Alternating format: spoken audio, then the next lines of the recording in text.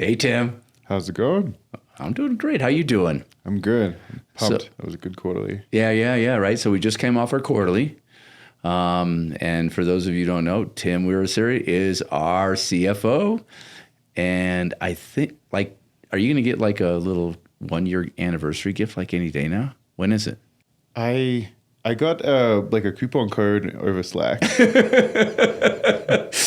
For 90 merch? Yes, it was for 90 merch. And so I haven't chosen my gift yet. But yeah. When is it? Is it passed? It's passed. I'm 1 year and 10 or 15 days in, I think. All right. Cool. It's been a journey. Yeah. It's amazing, right? Mm-hmm.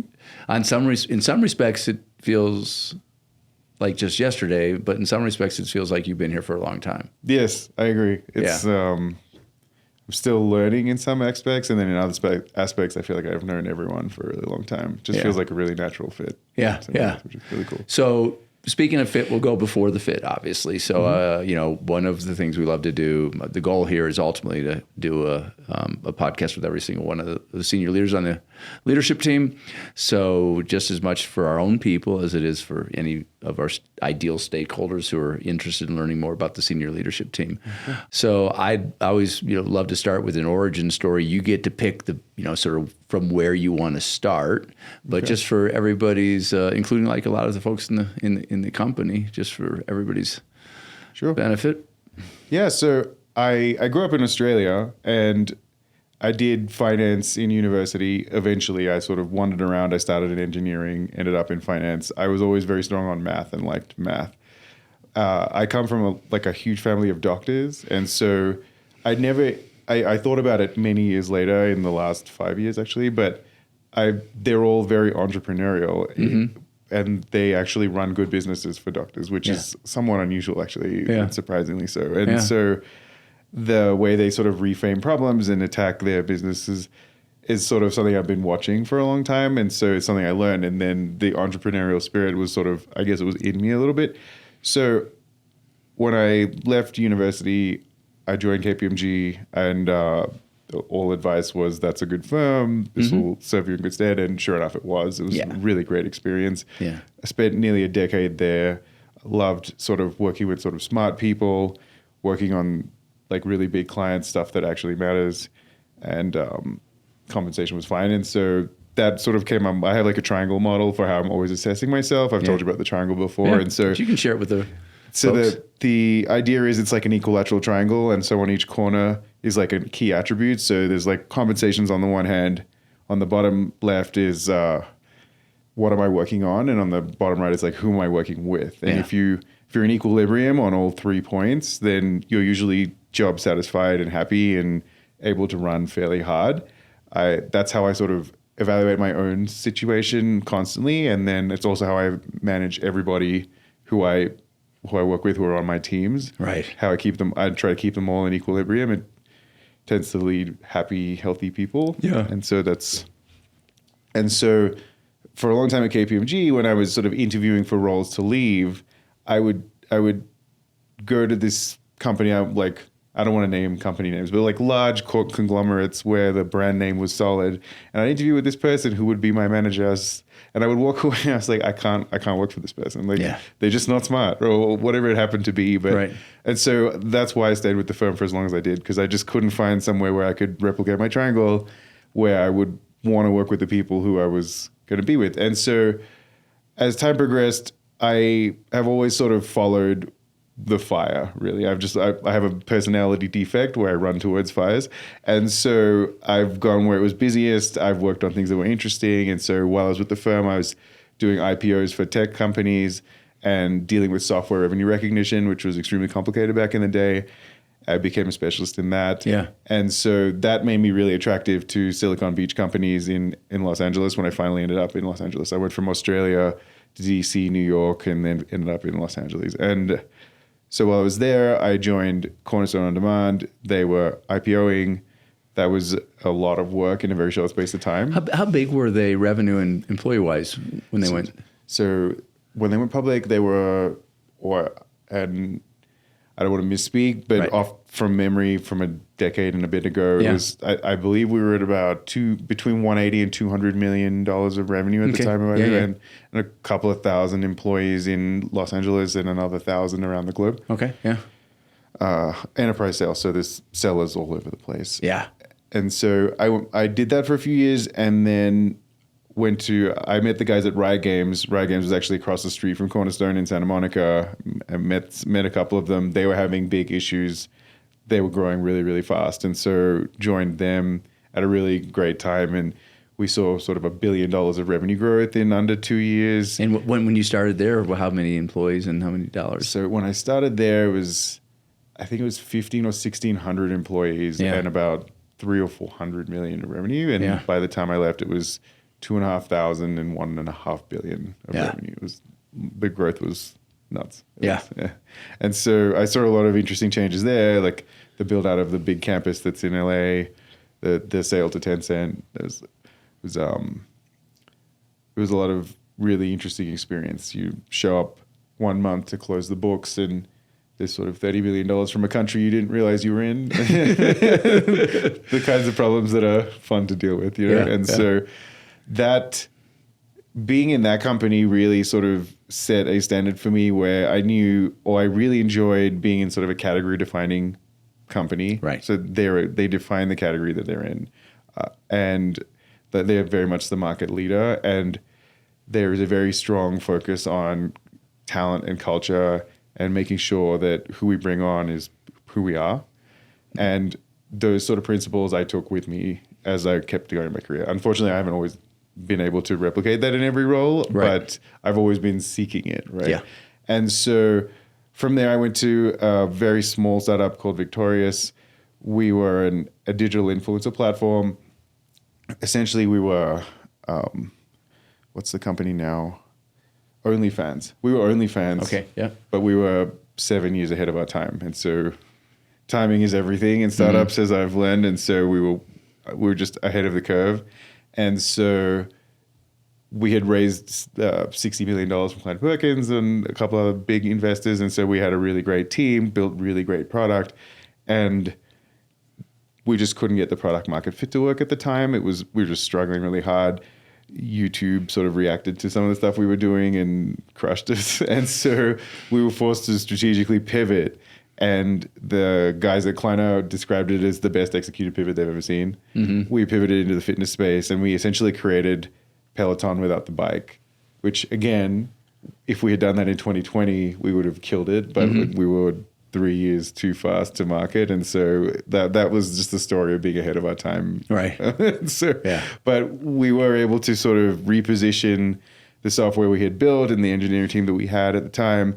And so we exited to Headspace. It was nothing to write home about, but it was also snatching victory from the jaws of defeat there. And so after that exit, I spent a small amount of time at another business-to-business SaaS company, and then I was asked to join Telesign as the CFO. So that was my first round as CFO. And so Telesign was a really interesting company. They were the ones who invented two-factor authentication by SMS, and then Twilio just sort of came along and ate their lunch. And so they were very much like a niche player in the market, stuck at about $120 million of revenue, struggling to grow for a number of years. They had exited already, and so they were owned by a group out of Belgium. And what we were able to do in the time that we were there was strategically pivot the company slightly by spinning up adjacent products that we were able to bundle with the existing products that just took us from sort of just being like a SMS player it's a heavy commodity market with the price just declining like crazy. And so we were able to take us out of that commodity market into a completely different space where pricing was not clear and we could set our own price terms. And so revenue grew from in the hundreds to over 300 million in about 2 years. And so that we were able to exit that business to a telco in Belgium. Yeah. So that was a good run. And then my last run before coming to 90 was a edtech platform called Revolution Prep we grew that a lot during the pandemic, which I joined in the middle of the pandemic after we exited Telesign. And so we were on like a rip tear of growth because they had the vision of being online only in 2014 and had gone to online only on Cisco WebEx. Right. And so then by the time 2020 rolled around, they had the Zoom, they had everything down. And so they were just very well positioned for the pandemic. And so really took off. And so we were able to grow that, scale the business, and we exited that to Apex private equity. Yeah. And then I was sort of ready for my next thing. And I'd had my fill of working for, first time 35-year-olds that had just raised a gob of money that they didn't know what to do with. I had my fill of sort of operators that didn't have a very big vision. And I had my fill of sort of companies that didn't have product market fit. And so those were the things I was looking for. I was looking for someone who knows how to manage people and who I don't have to live through all these mistakes. Right. And then someone who had a big enough vision where we can become a category defining piece of software. Right. And I forgot my third point now, but you get the idea. Yeah. And so I met Mike on LinkedIn. Yeah. I was very surprised that I actually asked him in my interview, I was like, why aren't you guys using a search firm? And he said, I think I can do this. And so I told the CEO, and he said, if you can do it, you can try. Yeah. If you don't succeed, I'm going to use a firm. And so I was like, all right, I'll take the call. And so I was like, I respect that. And so I met you. I think we clicked. And then a couple of months later, I came on board. Yeah. Yeah. It was, and it's funny too, because you are the only, well, obviously, in at the C-suite level, Chris has been here obviously for years and years and years, our chief revenue officer, and then Mike found you, and then we even though he did well there, and he really wanted to take on the CTPO search, but I was just like, this is really important that we get someone phenomenal. And so we went out and worked with Quantum Search, and they did a wonderful job for us on that one, right? And then even though, once again, I know Mike would have loved to have taken the CMO search on, because Mike's amazing. We call him Magic Mike. Yeah. Just felt there are probably people who, like you did, right? It's like, well, right, if they're not going to go out there and pay some real money for a search firm. Who knows? Normally I don't actually pay attention. Yeah. For whatever reason, on that day, I was in the headspace where I was like, I don't know what this kid wants, but let me see what happens. And so it was somewhat prominent, but I understand the sentiment. The other thing is, when we're growing at sort of 100 people a year, Mike's got his hands full already, I think. Yeah. True, right? Through a really difficult and so far, we just I think we're 3 weeks into the CMO search, and some of the candidates we've been meeting with have been phenomenal. So cool. So it's been a year now. What are your, and let's look at it through the lens of, a company, because I think, right, you'd never heard of business operating systems. No, I hadn't. Yeah. And then one of the things I loved about you early on was you're like, all right, Mark, I'm going to read all the briefs and guides, right? And I'm like, if you're going to do that, I'm going to give you the order. And I think I gave you 30 to read, and you read them all before we got here.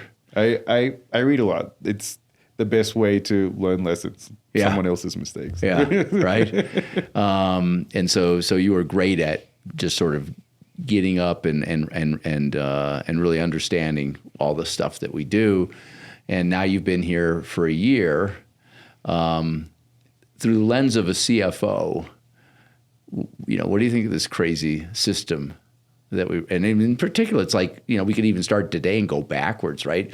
So we had 16 people in our senior leadership team meeting over the last day and a half.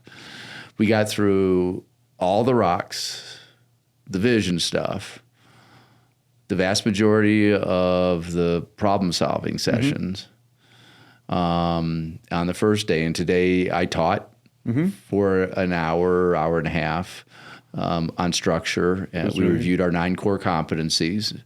And then the departments got to go away and do some work. So what do you think of this crazy way we run this thing? I think it's through the lens of a CFO in particular.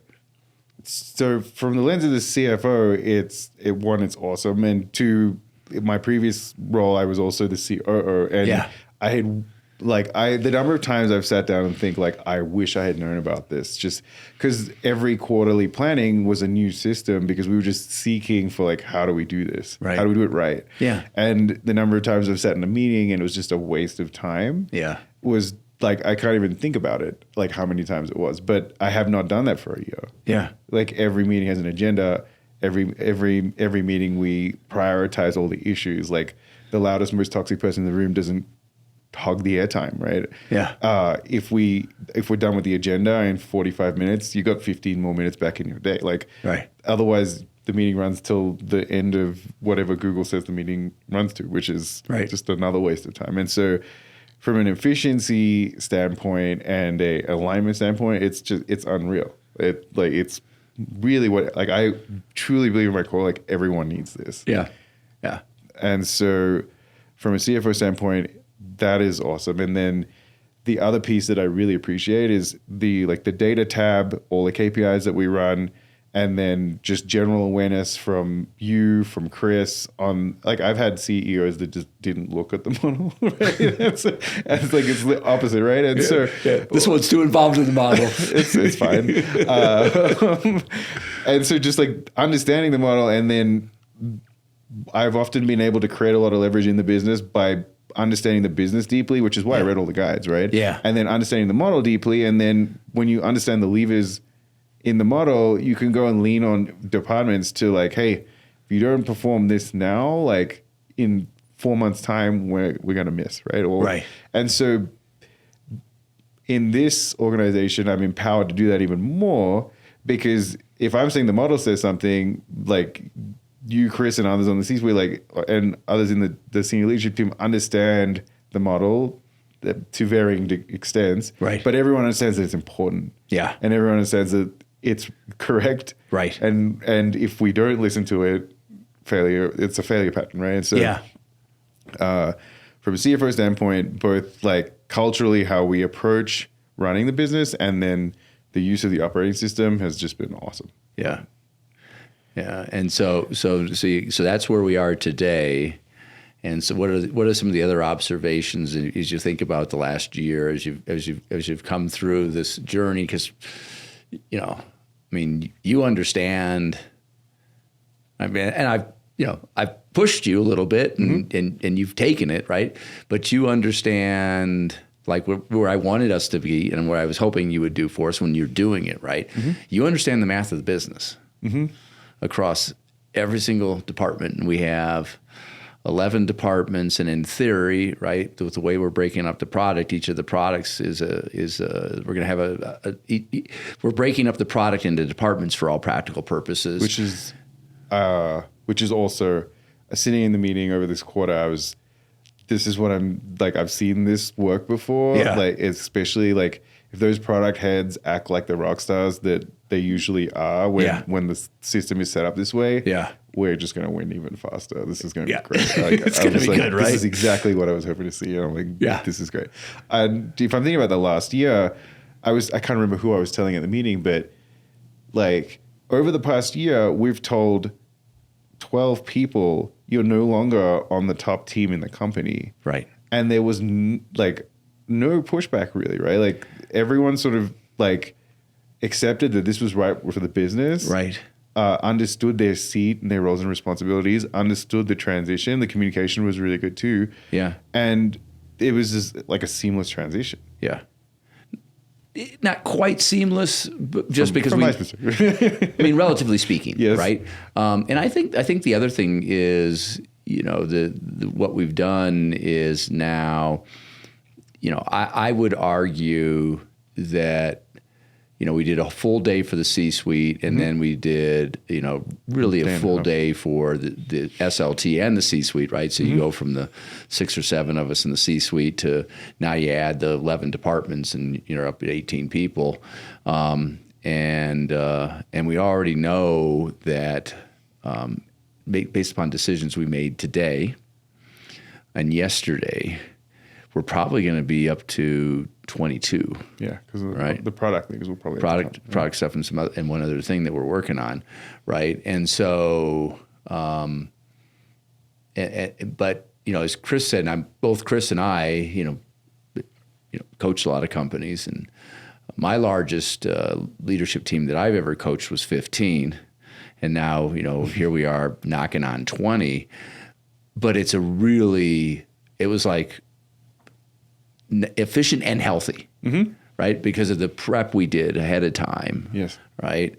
We ended up with 58 rocks for the quarter, which is it's going to be interesting, right? Last quarter we were 38, and we hit 92% of them, right?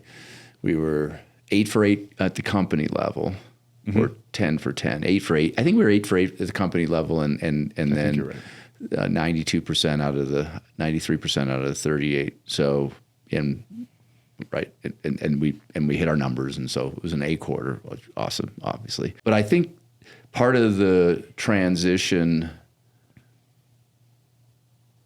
that we've done well is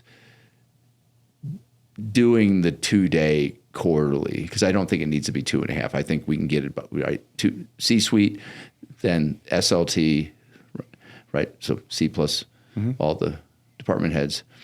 And my gut is we could actually have the SLT not be a full. Then the C-suite could be even a little tighter, right?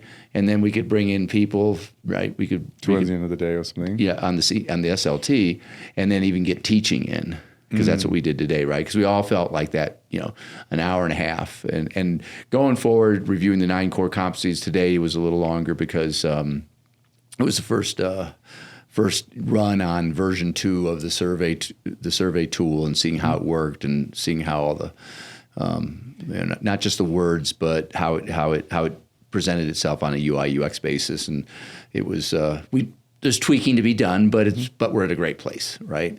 Arguably, if we pre-prepped that too, it could be much faster. Yeah, exactly.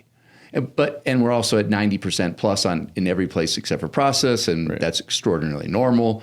And I don't know, maybe we'll never, who knows, right? But we'll get close to 90% strong on process, and then that could be just if everything's above 90%, we just is there anything to talk about in any area, and boom, right? So I think we could get efficient. But the bigger point I'm trying to make is I think those 12 people, those 11 people, they're still involved, right? They still feel connected. They loved, there were a number of new ones today because a couple of us went up, and everybody came away just saying it was 10 out of 10 rating, and they just felt super informed, and the energy and connection in the room is very, very strong. Yeah. My expectations was to, align and walk away feeling pumped, and I think that was pretty much a consensus. Yeah. So I think, back to but the transition's not been without stress, right? Okay. Because, a couple people wanted to become on the C-suite, and, we decided we really needed to bring in some people that have literally done the 30 to 100 run. And it's like, love you, but, right? We got a fiduciary responsibility to, all the ideal stakeholders, including our, amazing partners on the venture capital side. Yeah, so a little bit of stress. That's fair enough. Yeah. Yes. Yeah.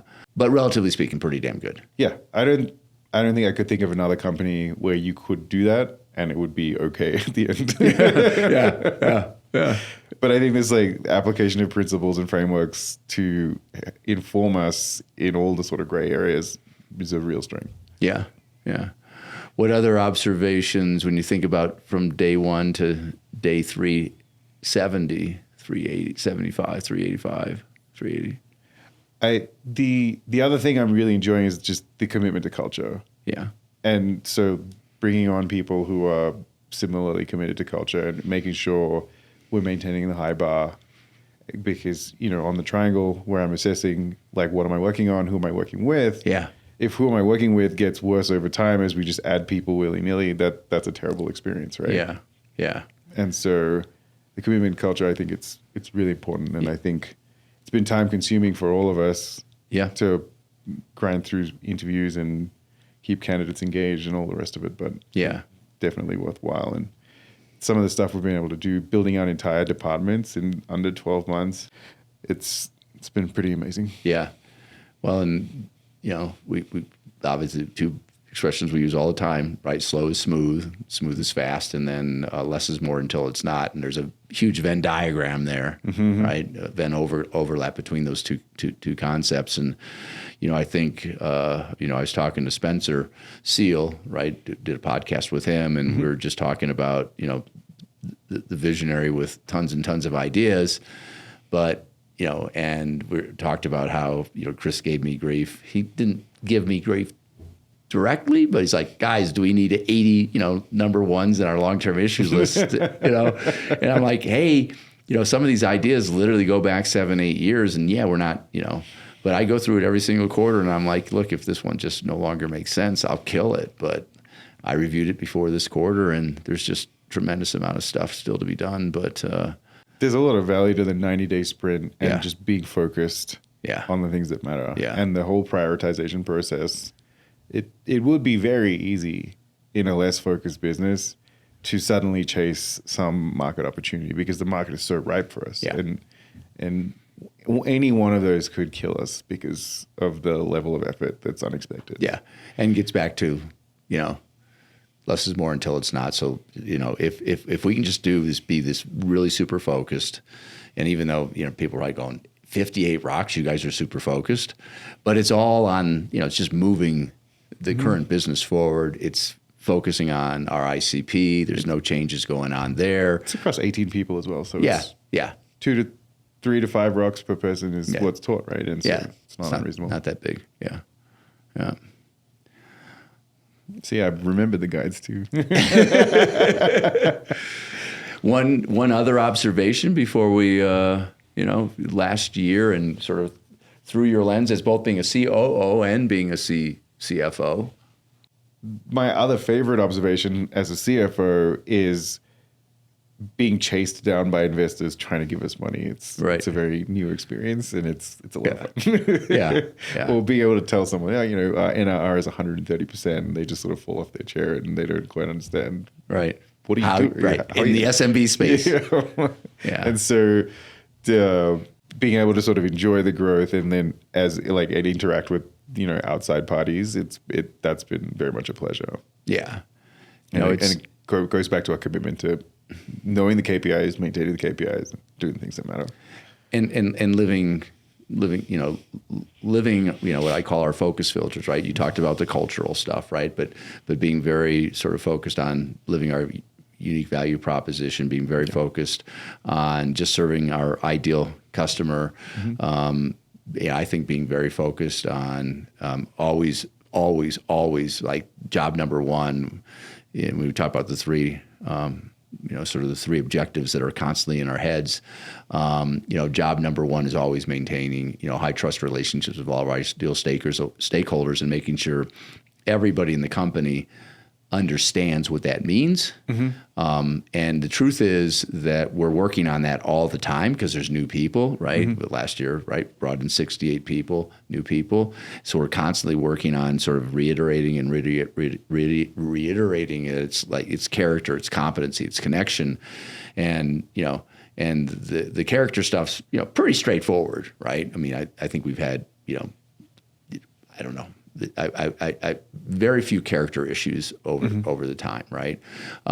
We have had some people who think they can, in the age of work from anywhere, and us being a work from anywhere company, that actually thought they could come here and no one would notice if they're working 20 hours. It's like some people somehow or another they a couple have slipped through the cracks over the years, but the competency stuff. Right, and our clients believing that we're constantly making the product better, we're constantly attacking. If there's an issue, we're on it.